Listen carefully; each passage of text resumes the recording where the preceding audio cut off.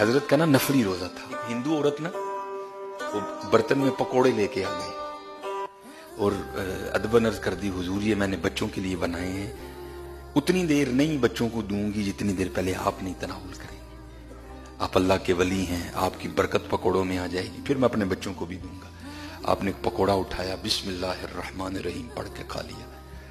وہ عورت خوش ہو کے چلی گئی.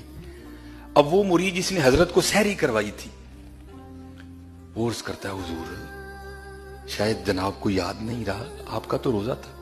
فرمایا مجھے یاد ہے. تو عرض کی حضور ہندو عورت کو خوش کرنے کے لیے آپ نے روزہ توڑ دیا.